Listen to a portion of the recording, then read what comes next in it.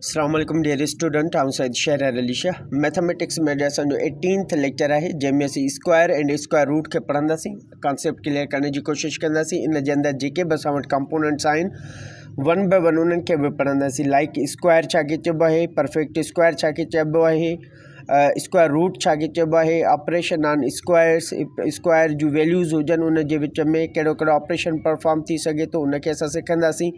ऐं लास्ट में हाउ to find square route, ऐं स्क्वायर रूट असां कहिड़ी तरह सां फाइंड कंदा आहियूं उनखे बि सिखण जी कोशिशि कंदासीं। ठीकु आहे, सो मूव कयूं था। पहिरियों असां वटि जेको कंपोनेंट आहे या पॉइंट आहे स्क्वायर, इनखे सम्झूं था। स्क्वायर छा खे चइबो आहे, any number having power of 2, कंहिं बि नंबर जे मथां अगरि 2 पावर अची वञे त उनखे छा पढ़िबो आहे, स्क्वायर चइबो आहे। पढ़िबो बि स्क्वायर आहे ऐं चइबो बि छा कया, स्क्वायर ई चइबो आहे। कंहिं बि नंबर जे मथां अगरि पावर 2 अची वञे त उनखे छा चइबो आहे, स्क्वायर चइबो आहे। मिसाल जे तौर ते a पावर 2, त हिनखे पावर घणो आहे, 2 आहे, त हिनखे असां a पावर 2 न पढ़ंदासीं बल्कि a स्क्वायर पढ़ंदासीं। छा पढ़ंदासीं, a स्क्वायर। कंहिं बि नंबर जे मथां अगरि 2 पावर अची वञे त उनखे छा पढ़िबो, स्क्वायर पढ़िबो।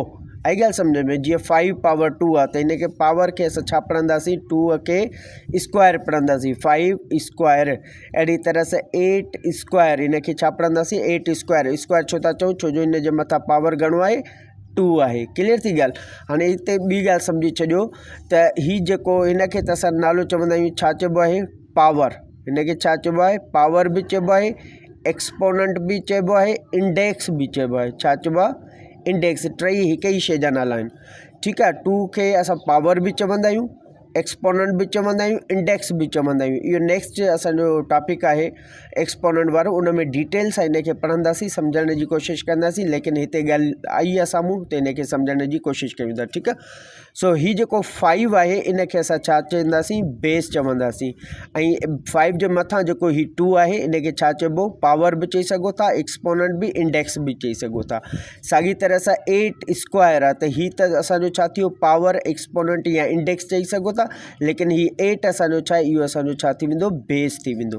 क्लियर थी ॻाल्हि? हिते ॿी हिकिड़ी ॻाल्हि सम्झी छॾियो, जेकॾहिं कंहिं बि नंबर जे मथां पावर 2 अची वञे त उनखे त पढ़ंदासीं स्क्वायर। जेकॾहिं कंहिं बि नंबर जे मथां पावर अची वञे 3 त उनखे छा पढ़िबो, क्यूब पढ़िबो। अगरि कंहिं बि नंबर जे मथां पावर 4 अची वञे त इनखे फोर्थ पढ़िबो, फोर्थ। कंहिं बि नंबर जे मथां पावर अची वञे 5 त इनखे छा पढ़िबो, फिफ्थ पढ़िबो। ठीकु आहे, बाक़ी सिर्फ़ु चेंजिंग किथे आहे, हिते आहे। ए जे मथां पावर, कंहिं बि नंबर जे मथां पावर 2 अची वञे त उनखे छा पढ़िबो, स्क्वायर पढ़िबो। ऐं कंहिं बि नंबर जे मथां पावर 3 अची वञे त उनखे क्यूब पढ़िबो। अहिड़ी तरह सां कंहिं नंबर जे मथां पावर 4 अची वञे त उनखे ए पावर 4th पढ़ंदासीं। अहिड़ी तरह सां कंहिं बि नंबर जे मथां पावर 5 अची वञे त उनखे छा पढ़िबो, ए पावर 5th पढ़ंदासीं। अहिड़ी तरह सां सो ऑन, ईअं हलंदी रहंदी काउंटिंग। ठीकु आहे, 5th 6th 7th 8th 11th 12th अहिड़ी तरह सां असां उनखे पढ़ंदासीं। ठीकु आहे, लेकिन चेंजिंग किथे आहे, हिते स्क्वायर ऐं क्यूब में। अगरि पावर 2 अची वञे त उनखे स्क्वायर, अगरि 3 अची वञे त उनखे क्यूब पढ़ंदासीं। आई होप तव्हांजी इहा पॉइंट क्लियर थी वई हूंदी। अच्छा, हिते ॿी ॻाल्हि सम्झी छॾियो, पावर चइबो छा खे आहे, पावर चओ या एक्सपोनेंट चओ या इंडेक्स चओ, पावर या एक्सपोनेंट या इंडेक्स छा खे चइबो आहे, इन ॻाल्हि खे सम्झी वठो।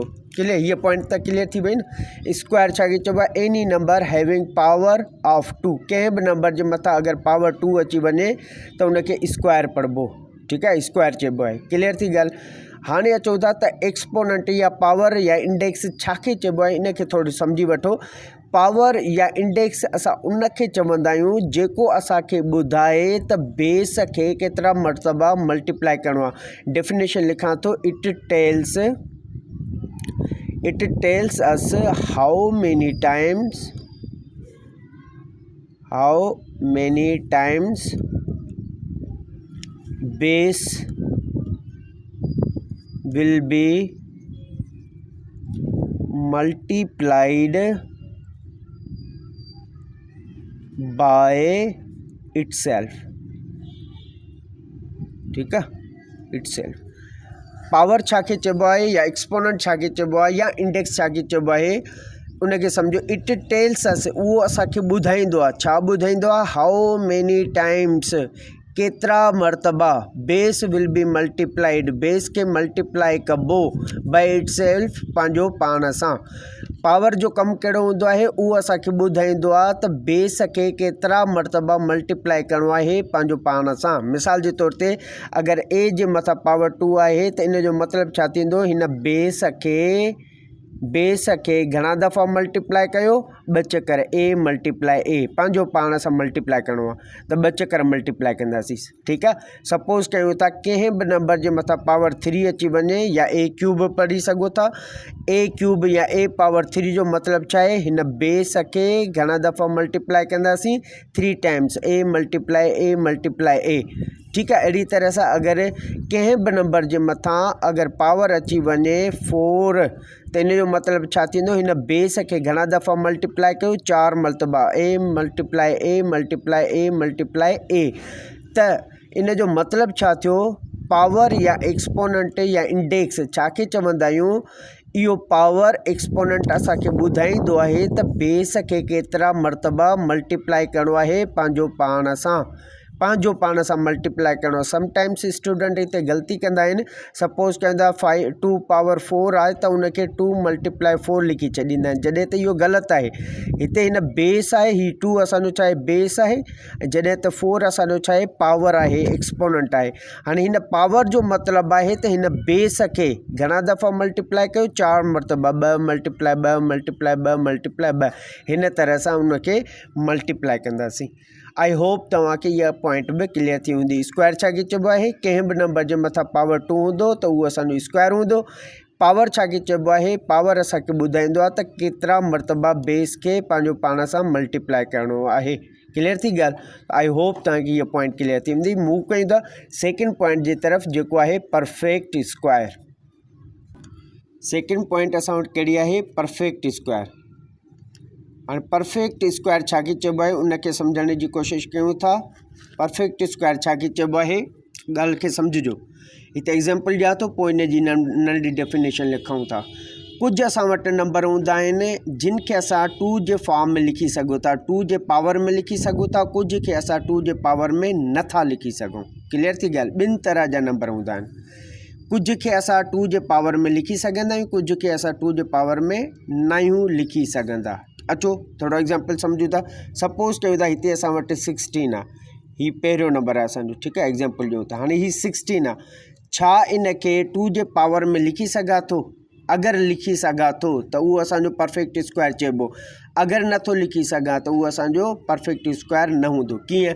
हाणे हिते ॾिसो 16 आहे न, छा इन 16 खे मां स्क्वायर जे फॉर्म में लिखी सघां थो? कीअं लिखिबो, अचो हिनखे सम्झूं था।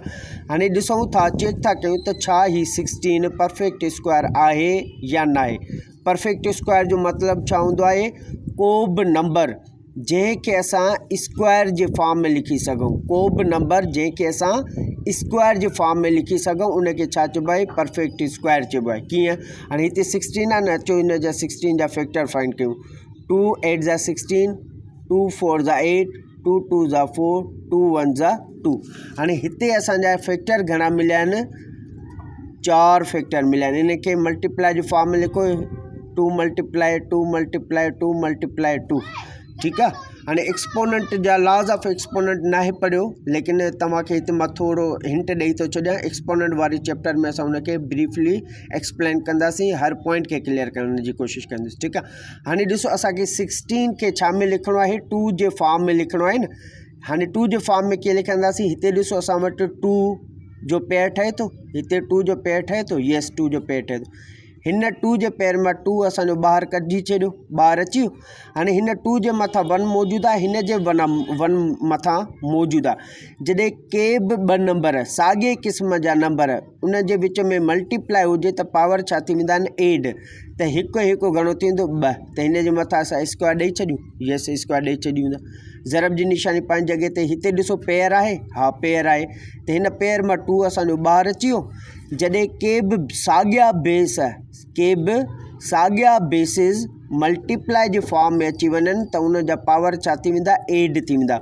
सो 2 जे पेयर मां असां 2 ॿाहिरि कढियोसीं, हिन ॿिन्ही 1 खे पाण में छा कयोसीं, एड। हिकु हिकु घणो थी वेंदो, 2। क्लियर थी ॻाल्हि। हाणे अचो नेक्स्ट स्टेप में, हिते ॾिसो 2 हिते 2 ॿई जा बेस साॻा आहिनि ऐं मल्टीप्लाई जे फॉर्म में आहिनि, येस आहिनि। त हीअ ॾिसो बेस साॻिया आहिनि त बेस सां अच्छा हिते ॻाल्हि सम्झो, जॾहिं पावर साॻा थी वञनि न त बेस खे छा कंदासीं, मल्टीप्लाई कंदासीं। ये एक्सपोनेंट लॉज ऑफ एक्सपोनेंट में पढ़ंदासीं। हिते थोरो रुॻी सम्झी छॾियो, जॾहिं एक्सपोनेंट साॻा थी वञनि त बेस पाण में छा थी वेंदा, मल्टीप्लाई। तंहिंजे करे हिन ॿिन्ही खे मल्टीप्लाई कंदासीं। 2 2 जा 4, हिते असां 4 रखंदासीं। क्लियर थी ॻाल्हि। हाणे हिते पावर बि 2 आहे, हिते बि पावर 2 आहे, ॿिन्ही जे मथां पावर साॻियो आहे न, तंहिंजे करे असां 2 पावर साॻियो रखे छॾींदासीं। हाणे 16 खे असां छा में लिखी छॾियोसीं, स्क्वायर जी फॉर्म में, means 4 square. 4 square it means हिन 16 खे असां स्क्वायर जी फॉर्म में लिखी सघूं था, 4 स्क्वायर में लिखी सघूं था। 4 जो स्क्वायर वठंदासीं तॾहिं बि 16 अची वेंदो, हेॾां बि असांजो 16। हाणे 16 रखो या 4 स्क्वायर रखो, ॿिन्ही जी वैल्यू क़दुरु क़ीमत छा हूंदी, साॻी हूंदी। इन खे चवंदासीं परफेक्ट स्क्वायर। कंहिं बि नंबर खे अगरि असां स्क्वायर जी फॉर्म में लिखूं, उनखे छा चइबो आहे, परफेक्ट स्क्वायर चइबो आहे। क्लियर थी ॻाल्हि। अच्छा हिकिड़ो ॿियो एग्जाम्पल वठूं था त जीअं मज़ीद कॉन्सेप्ट क्लियर थी वञे। मिसाल जे तौर ते 25 आहे। छा हीउ जेको 25 आहे इहो परफेक्ट स्क्वायर आहे या न आहे, इनखे ॾिसूं था। सभ खां पहिरियां 25 जा फैक्टर फाइंड कंदासीं। 5 5 जा 25, 5 1 जा 5। हाणे हिते ॾिसो 2 फैक्टर मिलिया आहिनि, 5 मल्टीप्लाई 5। हाणे इन ॿिन्ही जा बेसिस छा आहिनि, साॻा आहिनि ऐं मल्टीप्लाई में मौजूदु आहिनि। तंहिंजे करे असां इन जे ॿिन्ही जे पेयर मां हिकिड़ो पेयर 5 खणंदासीं। हिन जे मथां 1 ऐं हिन जे मथां बि 1 मौजूदु आहे इमेजिनरी, त ॿिन्ही खे कंदासीं प्लस। 1 ऐं 1 घणो थींदो, 2। ठीकु आहे। सो आंसर असांखे छा मिलियो, 2 स्क्वायर। सो 25 खे असां 5 जे स्क्वायर जे फॉर्म में लिखी सघूं था। इट मीन्स 25 असांजो छा आहे, परफेक्ट स्क्वायर आहे। अच्छा ॿियनि ॻाल्हियुनि में, ॿियनि सिंपल वर्ड्स में अगरि सम्झणु चाहियो त को बि नंबर जंहिंजो पेयर ठही वञे, पेयर ठहंदा, हिते ॾिसो पेयर ठहनि था न, हीअ 2 जो जोड़ो, हीअ बि 2 जो जोड़ो, हीअ बि 2 जो जोड़ो थी वियो। कंहिं बि नंबर जा अगरि पेयर ठहनि त उहो असांजो परफेक्ट स्क्वायर हूंदो, ऐं जंहिं नंबर जा पेयर नथा ठहनि उहो असांजो परफेक्ट स्क्वायर न हूंदो। हिकिड़ो ॿियो एग्जाम्पल वठूं था त जीअं मज़ीद कॉन्सेप्ट क्लियर थी वञे। मिसाल जे तौर ते हीअ एग्जाम्पल वरितोसीं, टियों एग्जाम्पल वठूं था। सपोज़ कयूं था 36। छा 36 परफेक्ट स्क्वायर आहे या न आहे, अचो त इन जा फैक्टर्स फाइंड कयूं। 36 जा फैक्टर्स फाइंड कयूं। हाणे ॾिसंदासीं छा इन खे पेयर्स में लिखी सघूं था। कीअं, 2 1 जा 2, 1 वठी 8 ॾूं 16, 2 9 जा 18, 3 3 जा 9 एंड 3 1 जा 3। हाणे हिते ॾिसो हीउ बि असांजो पेयर ठहे थो, हीउ बि असांजो पेयर ठहे थो न, तंहिंजे करे असां चवंदासीं 36 असांजो छा आहे, परफेक्ट स्क्वायर आहे। कंहिं बि नंबर खे जा अगरि पेयर्स कंप्लीट थियनि था उहो बि असांजो परफेक्ट स्क्वायर हूंदो।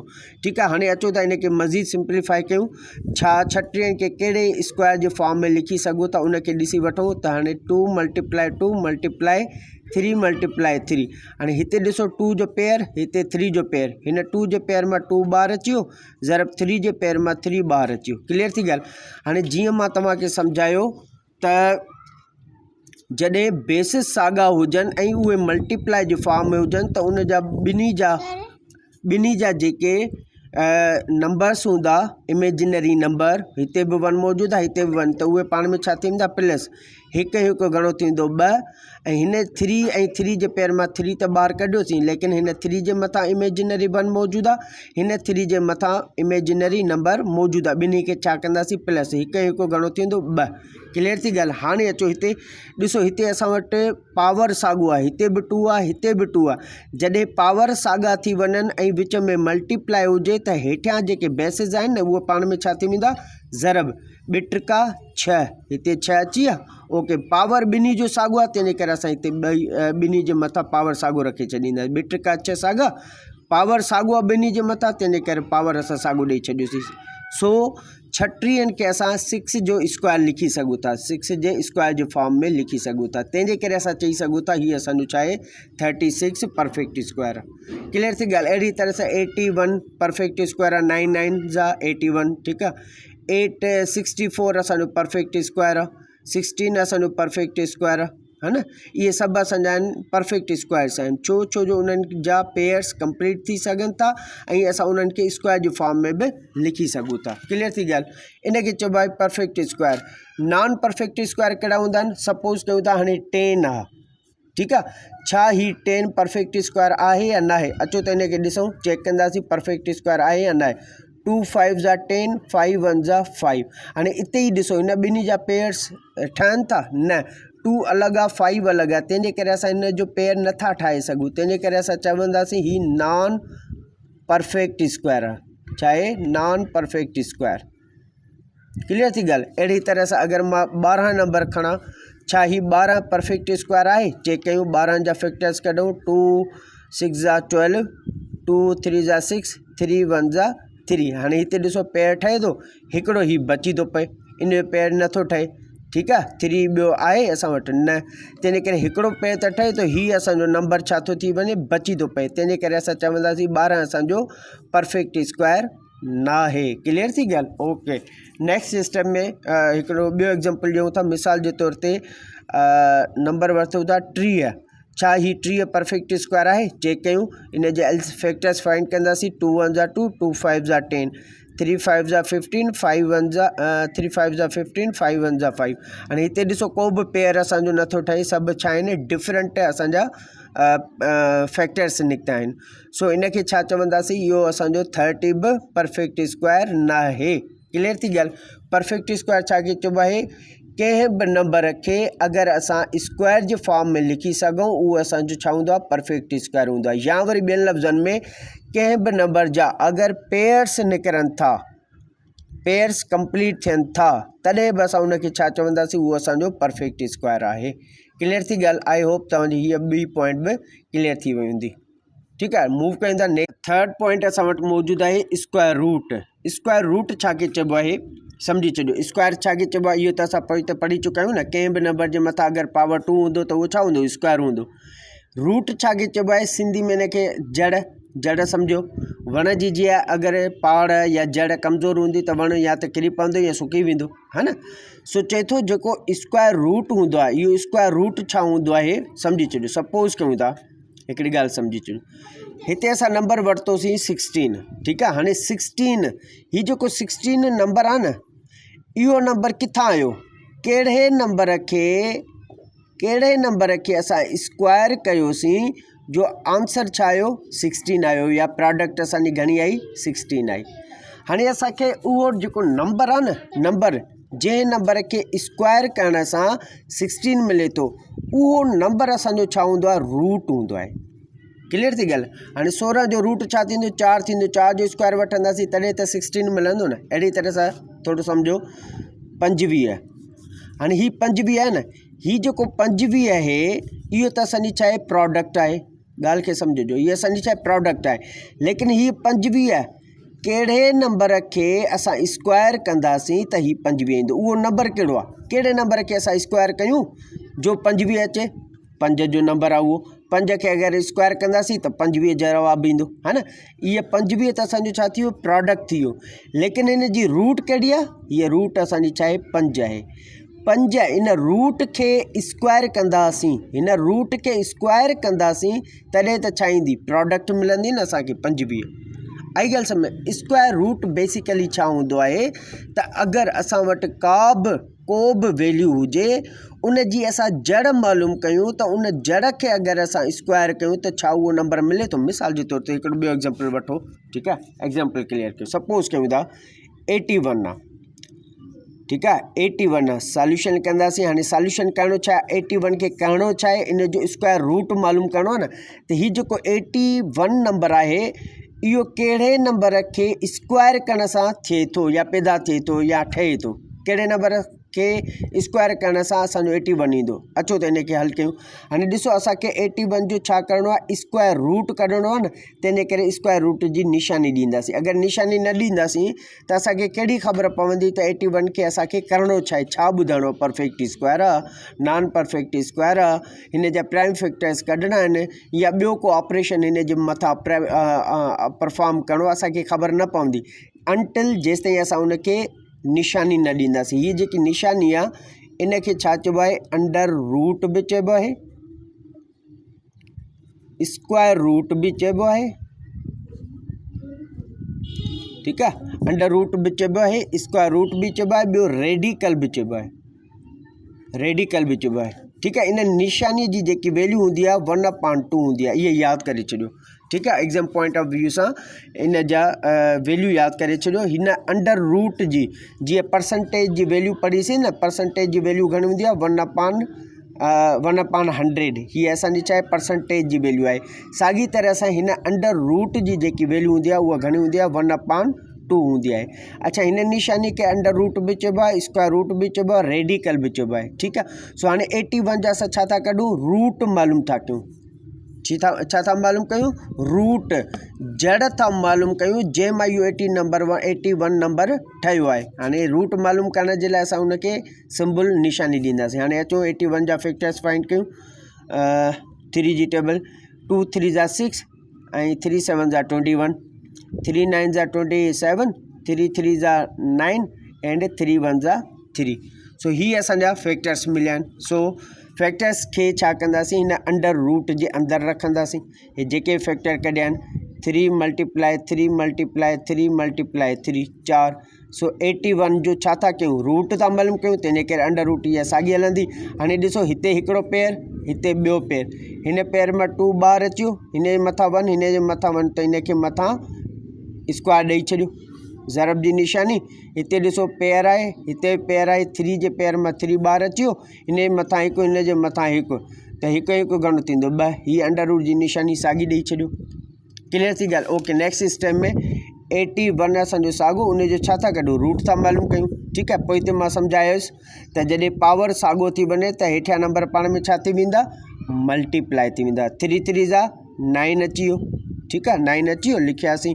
हाणे ही पावर असांजो घणो आहे, 2 2 सेम आहे, त हिते 2 असां पावर साॻियो ॾेई छॾियोसीं। अंडर रूट ई, ओ हीअ अंडर रूट अञा ख़तमु न कई, हीअ अंडर रूट असां साॻे रखी छॾीसीं। ओके, 81 असांजो साॻियो पंहिंजी जॻह ते, ही 2 हिन अंडर रूट में ख़तमु, बाक़ी असां वटि छा बचियो 9।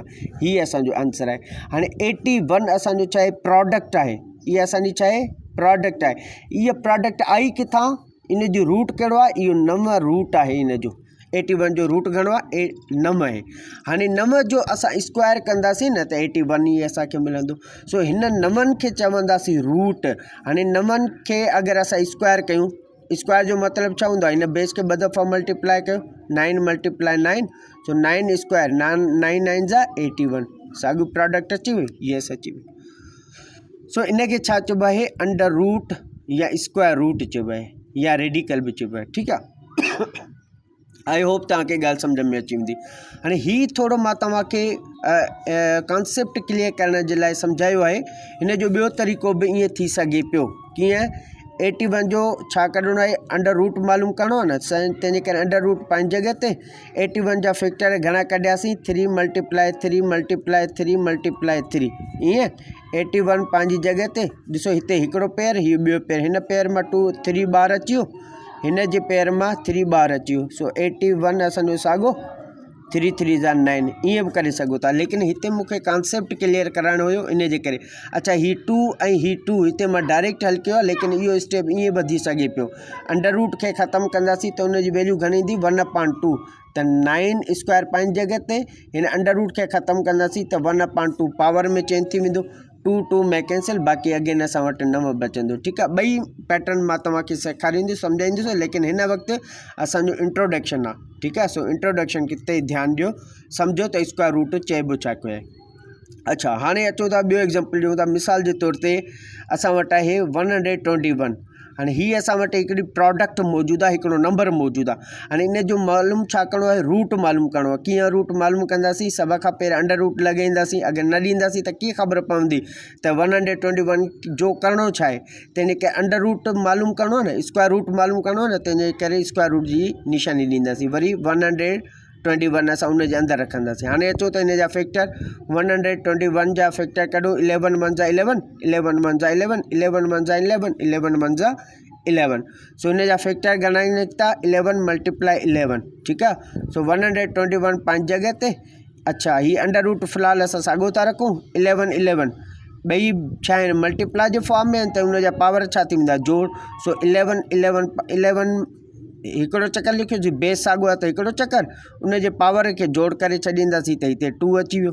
ठीकु आहे। सो 121 अंडर रूट पंहिंजी जॻह ते, ही 2 ही अंडर रूट में कैंसिल, बाक़ी छा बचियो 11। सो हाणे 11 छा आहे असांजो रूट आहे। ठीकु आहे। हिन 11 खे स्क्वायर कंदासीं न त अगेन असांखे 121 मिली वेंदो। इनखे चइबो आहे रूट। को बि असां वटि नंबर मौजूदु हूंदो, सपोज़ 225 ही नंबर असांखे मिलियल हूंदो, चवंदो हाणे इन जो रूट मालूम कयो। रूट जो मतिलबु छा आहे, उहो नंबर ॿुधायो जंहिंमां हीअ प्रोडक्ट ठहे थी, उहो नंबर ॿुधायो जंहिंखे 2 जो स्क्वायर करण सां, 2 जे स्क्वायर करण सां हीअ साॻी प्रोडक्ट ठहे।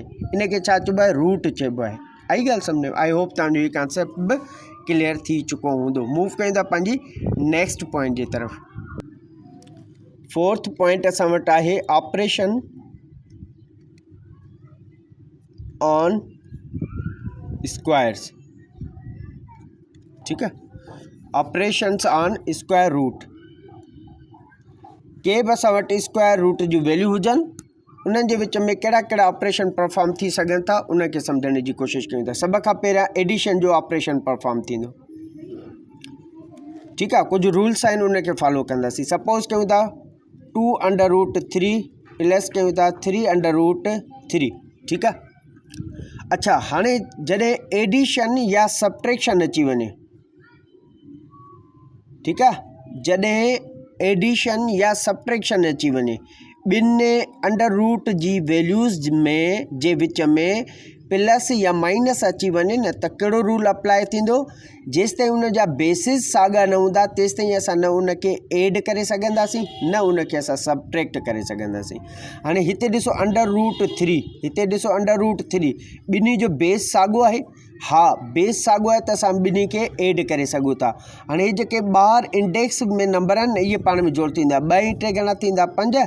अंडर रूट 3 असां साॻियो रखंदासीं। हे जेको बेस आहे न, इहो असां साॻियो रखे छॾींदासीं। बसि सवली ॻाल्हि आहे, सिंपल। साॻी तरह सां सब्ट्रैक्शन जो अगरि को एग्जाम्पल हुजे, 5 under root 2 minus 2 under root 2। ठीकु आहे। सो हाणे ॾिसो असां वटि हिते बि स्क्वायर रूट जी वैल्यू आहे, हीअ बि असां वटि स्क्वायर रूट जी वैल्यू मौजूदु आहे। ॿिन्ही जे विच में छा आहे, माइनस जो ऑपरेशन मौजूदु आहे। छा इनखे कट करे सघूं था? येस करे सघूं था। छो जो ॿिन्ही जो बेस साॻियो आहे। अच्छा, ॻाल्हि सम्झ में? बेस डिफरेंट हुजे त असां इनखे कट न करे सघूं। कीअं? हाणे ॾिसो इनखे कीअं, 3 मां 2 कट कंदा, 5 मां 2 कट कंदासीं 3, अंडर रूट ही 2 असां साॻियो रखे छॾींदासीं। क्लियर थी ॻाल्हि? मिसाल जे तौर ते एग्जाम्पल ॾियां, सपोज़ 7 अंडर रूट 4 ऐं प्लस करिणो इनखे 8 अंडर रूट 3। छा ही ॿई पाण में एड थी सघनि था? न, नथा थी सघनि। छो जो हिन जो जेको बेस आहे उहो डिफरेंट आहे, तंहिंजे करे असां इन्हनि खे एड नथा करे सघूं। ठीकु आहे। साॻी तरह सां एग्जाम्पल वठूं था सब्ट्रैक्शन जो। सपोज़ कयूं था 11 अंडर रूट 5 माइनस कयूं था 7 अंडर रूट 7। छा ही ॿई असां इनखे सब्ट्रैक्ट करे सघूं था? न, कोन था करे सघूं। छो जो ॿिन्ही जा छा आहिनि, बेसिस डिफरेंट आहिनि। छा आहिनि? डिफरेंट आहिनि। ॿिन्ही खे असां जेको आहे सो माइनस नथा करे सघूं। हिकिड़ो ॿियो एग्जाम्पल वठूं था। सपोज़ कयूं था अंडर रूट 5 प्लस कयूं था 2 अंडर रूट 5। छा हिन ॿिन्ही खे एड करे सघूं था? येस करे सघूं था। छो जो हिन जो ॿिन्ही जो बेस साॻियो आहे। अच्छा, बेस साॻियो आहे। हिते त 2 मौजूदु आहे, हिते का बि वैल्यू न आहे। जॾहिं का बि वैल्यू न हुजे त हिते 1 इमेजिनरी नंबर मौजूदु हूंदो आहे। सो 1 ऐं 2 घणो थींदो? 3 अंडर रूट 5 साॻियो रखंदासीं। हीअ असांजो आंसर हल थी।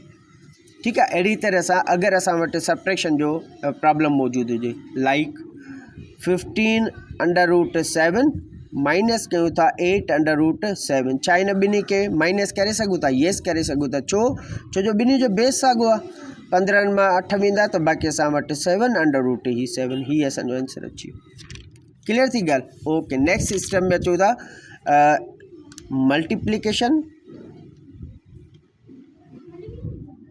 Multiplication and division. हाणे हिन में असांजा डिफरेंट बेसिस छो न हुजनि, असां उनखे परफॉर्म करे सघूं था। कीअं? सम्झी वठिजो। मिसाल जे तौर ते 2 under root 3 multiply 2 under root 4 ठीक है। अच्छा ये वैल्यू असां वटि 2 अंडर रूट 3 2 अंडर रूट 4। हाँ हिते ॾिसो त बेस असांजा साॻा आहिनि न, बेस डिफरेंट आहिनि ठीक है। छा इन खे मल्टीप्लाई करे सघूं था उन बावजूदि? हा करे सघूं था। बेसिस डिफरेंट आहिनि पोइ बि असां इन्हनि खे मल्टीप्लाई करे सघूं था। कीअं कंदासीं? हाणे जेके ॿाहिरि आज़ाद नंबर आहिनि न इहे त पाण में मल्टीप्लाई थींदा। 2 2 जा 4 अंडर रूट जे अंदरि, हिते ॾिसो 3 अंडर रूट जे अंदरि आहे, 4 अंडर रूट जे अंदरि आहे। हीअ ॿई छा थी वेंदा? हिक ई अंडर रूट जे हेठां अची वेंदा। 3 मल्टीप्लाई 4 ठीकु आहे। हे जेके अंडर रूट वारा नंबर आहिनि उहे असां हिक ई ब्रेकेट जे अंदरि रखंदासीं। 4 बि अंदरि अची वियो, 3 बि अंदरि अची वियो, ॿिन्ही मथां अंडर रूट आहे न, तंहिंजे करे असां हिकु अंडर रूट ॾींदासीं ऐं ॿिन्ही नंबरनि खे अंदरि रखंदासीं। हाणे 2 2 जा 4 त असांजो साॻियो अची वियो, 4 असां साॻियो रखंदासीं, 4 टिकी 12, हीअ असांजो आंसर अची वियो। आहे ॾुखियाई ॻाल्हि? बिल्कुलु ईज़ी आहे, सिंपल आहे ठीकु आहे। अहिड़ी तरह सां डिवीजन जो ऑपरेशन बि परफॉर्म करे सघूं था। मिसाल जे तौर ते 6 अंडर रूट 3 ऐं अहिड़ी तरह सां असां वटि डिवाइड जो ऑपरेशन मौजूदु हुजे। सपोज़ कयूं था 2 अंडर रूट 5 ठीकु आहे। हाणे हिते ॾिसो हीअ बि असां वटि स्क्वायर रूट जी वैल्यू आहे, हीअ बि असां वटि स्क्वायर रूट जी वैल्यू आहे। विच में कहिड़ो ऑपरेशन आहे? डिवाइड जो ऑपरेशन आहे। त असां डिवाइड खे हीअं लिखी सघूं था 6 अंडर रूट 3 अपान में 2 अंडर रूट 5 लिखी सघूं था। येस लिखी सघूं था। हाणे ॾिसो हिन ॿिन्ही खे त असां डिवाइड नथा करे सघूं, लेकिन हे ॿाहिरियां जेके आज़ाद आहिनि उन्हनि खे त डिवाइड करे सघूं था, सिंप्लीफाई करे सघूं था न। 2 1 जा 2, 2 3 जा 6, त हिते आंसर घणो ईंदो? 3 अंडर रूट 3 अपान हिते 5, हीअ असांजो आंसर अची वियो। नई ॻाल्हि सम्झ में। हिकिड़ो ॿियो एग्ज़ाम्पल ॾियां थो त जीअं कॉन्सेप्ट क्लियर थी वञे। एग्ज़ाम्पल वठो था, सपोज़ कयूं था 12 अंडर रूट 3 मल्टीप्लाई कयूं था 4 अंडर रूट 5 ठीकु आहे। हाणे हीअ बि अंडर रूट जी वैल्यू आहे, हीअ बि अंडर रूट जी वैल्यू आहे, विच में छा आहे? मल्टीप्लाई जो ऑपरेशन आहे। छा इन ॿिन्ही खे मल्टीप्लाई करे सघूं था? येस करे सघूं था। बेसिस डिफरेंट हुजण जे बावजूदि बि असां इन खे मल्टीप्लाई करे सघूं था। कीअं? जेके ॿाहिरि वारा इंडेक्स वारा नंबर आहिनि उहे पाण में मल्टीप्लाई थींदा। 12 मल्टीप्लाई 4 ऐं हिन ब्रेकेट ॾिसो 5 अंडर ब्रेकेट जे अंदरि आहे, 3 बि अंदरि ब्रेकेट जे अंदरि आहे, त हिन ॿई बेसिस जेके डिफरेंट आहिनि उनखे असां हिक ई निशानी जे अंदरि रखंदासीं, रेडिकल साइन जे अंदरि। कीअं? 3 मल्टीप्लाई 5। हाणे 4 ॿारो 48, हिते 48 अची विया, अंडर रूट 5 टिकी 15, हीअ असांजो आंसर अची वियो। क्लियर थी ॻाल्हि? आहे ॾुखियाई न? सफ़ा ईज़ी आहे। ओके नेक्स्ट डिवीजन जो ऑपरेशन परफॉर्म कयूं था। मिसाल जे तौर ते असां वटि आहे 15 अंडर रूट 7 डिवाइड करणो उनखे 3 अंडर रूट 5 सां। हाणे हिते ॾिसो बेसिस डिफरेंट आहिनि, पोइ बि असां इन जे विच में डिवीजन जो ऑपरेशन परफॉर्म करे सघूं था। लेकिन सब्ट्रैक्शन ऐं एडिशन जे विच में इहा जेको रूल हो त उन सब्ट्रैक्शन या एडिशन असां तॾहिं परफॉर्म करे सघूं था जॾहिं उनजो बेसिस साॻा हुजनि, लेकिन मल्टीप्लिकेशन ऐं डिवीजन में इहो रूल अप्लाई नथो थिए, असां उनखे सिंप्लीफाई करे सघूं था। ठीकु आहे। सो हाणे डिवाइड खे असां हीअं लिखी सघूं था 15 अंडर रूट 7 अपान 3 अंडर रूट 5 लिखी सघूं था न। येस। हाणे ॾिसो ही ॿई पाण में डिवाइड नथा थी सघनि, लेकिन हे ॿाहिरि वारा जेके इंडेक्सिस आहिनि इन्हनि खे असां सिंप्लीफाई करे सघूं था। कीअं? 3 जी टेबल 3 ते 1 टाइम ऐं 3 जी टेबल 15 ते 5 टाइम। सो मथे छा बचो? 5 अंडर रूट 7 अपान में ही छा बचंदो? 5 अंडर रूट। ठीकु आहे। हाणे ॾिसो 1 हिते बचियल आहे इमेजिनरी, सो इमेजिनरी नंबर त हुई बि मौजूदु हूंदा, सो कटे सटे आंसर असांजो छा थींदो? इहो ई अची वेंदो। आई होप तव्हांजो इहो concept question point number 4 operation on square root बि अंडरस्टैंड थी चुको हूंदो। मूव कंदा। लास्ट असांजी पॉइंट आहे how to find under root या स्क्वायर रूट। ठीकु आहे। इहो डिस्कस करे चुका आहियूं, वरी बि असां हिनखे ॿीहर डिस्कस कयूं था।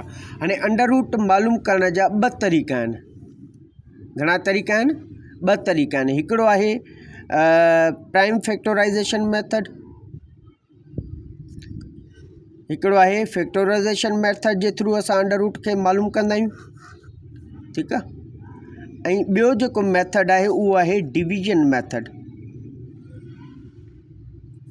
डिवीजन मेथड ते भी असां अंडर रूट के फाइंड आउट कंदा आहियूं। ठीक है, सो उनके समझने की कोशिश कंदा। मिसाल के तौर पे सपोज कयूं था असां वटि 64 आ।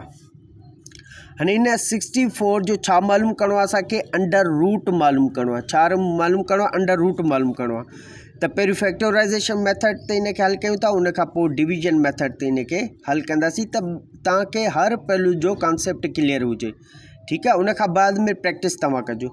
हाँ 64 जो अंडर रूट फाइंड आउट करणो आहे तो सॉल्यूशन लिखंदासीं। सॉल्यूशन लिखण खां पोइ 64 अंडर रूट लाज़मी ॾींदासीं, अदरवाइज़ असांखे ख़बर ई कोन पवंदी त 62 जो करणो छा आहे। सो असांखे 62 जो रूट मालूम करणो आहे, तंहिंजे करे असां हीअ अंडर रूट जी निशानी हिनखे ॾेई छॾीसीं। हाणे 64 जा फैक्टर्स फाइंड कंदासीं। 64 जा 2 3 जा 6, 2 2 4 जा 2 2 जा 4, 2 1 जा 2, 2 6 जा 12, 2 8 जा 16, 2 4 जा 8, 2 2 जा 4, 2 1 जा 2 ऐं सभई फैक्टर इन अंडर रूट के अंदर रखंदासीं। घणा फैक्टर 1 2 3 4 5 6, 2 ज़रब 2 ज़रब 2 ज़रब 2 ज़रब 2, 1 2 3 4 5 ज़रब 2 6 थी विया। क्लियर थी ॻाल्हि? ओके 64 अंडर रूट असां साॻियो रखंदासीं। ॾिसो हितां पेयर हितां पेयर हितां पेयर, हर पेयर में 2 ॿाहिरि कढी अचो। हितां 2 ॿाहिरि अचो, हितां 2 ॿाहिरि अचो, हितां 2 असांजो ॿाहिरि अची वियो। सो अंडर रूट 64 2 2 जा ही सभई छा थींदा पाण में मल्टीप्लाई, 2 2 जा 4, 4 2 जा 8, त ही 8 असांजो छा आहे? रूट आहे। ही रूट असां इनखे छो था चऊं? छो जो 8 खे अगरि स्क्वायर कंदासीं त वापसि असांखे 64 मिली वेंदो, इनखे चइबो आहे स्क्वायर रूट। अच्छा, डिवीजन मेथड के कंदासीं हल कंदासीं, उनखे बि सम्झी था वठूं त जीअं हिकिड़ी क्लास में तव्हांजो सॼो कॉन्सेप्ट क्लियर थी वञे। अच्छा, डिवीजन मेथड में जेकी टेबल्स पढ़ंदासीं उहो पेयर जी शक्ल में पढ़ंदासीं। 1 1 जा 1, 2 2 जा 4, 3 3 जा 9। ठीक है, अड़ी तरह से 4 4 जा 16, 5 5 जा 25, 6 6 जा 36, 7 7 जा 49, 8 8 जा 64, 9 9 जा 81, अड़ी तरह से 10 10 जा 100, अड़ी तरह से 11 11 जा 121, अड़ी तरह से 12 12 जा 124 आई थिंक। ठीक है, रीचेक करें 114 214 ये कुछ समथिंग है। ठीक है, बराली इनके ॾिसी वठो। हाँ 144, 12 12 जा 124। अच्छा, ही इन तरह जो टेबल्स डिवीजन मेथड में इस्तेमाल थींदियूं जेके पेयर जी शक्ल में हूंदियूं। कीअं? हाणे 64 आहे न, 64 जो असांखे अंडर रूट मालूम करणो आहे। सो अचो इनखे हल कयूं। 64 जो सॉल्यूशन लिखंदासीं। 64 जो छा मालूम करणो आहे? अंडर रूट मालूम करणो आहे न, तंहिंजे करे अंडर रूट ॾेई छॾींदासीं। हाणे अचो त इनखे डिवीजन मेथड ते इनखे हल कयूं था। ही हीअं थींदो, लाइन ॾींदासीं। हाणे ॾिसो पेयर जी शक्ल में इनके टेबल्स लॻाईंदासीं। ठीक है, पेयर जी शक्ल में कीअं? हाणे 64 ते कहिड़ी टेबल थी लॻे?